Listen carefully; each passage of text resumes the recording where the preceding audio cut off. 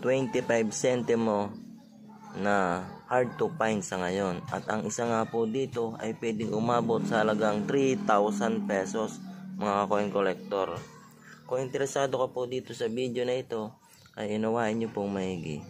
Magandang araw po mga coin collector.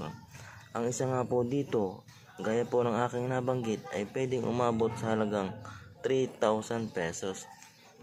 Dahil ito nga po ay napaka hard to find na. Ito pong isang barya na ito na hawak ko ay hard to find na dito po sa NGC coin. Ang hinahanap po natin ay yung year 2017 na NGC coin. Ganito pong klase mga coin collector.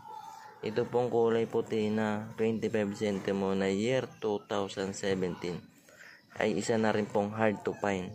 Basta po year 2017 ang aking hinahanap.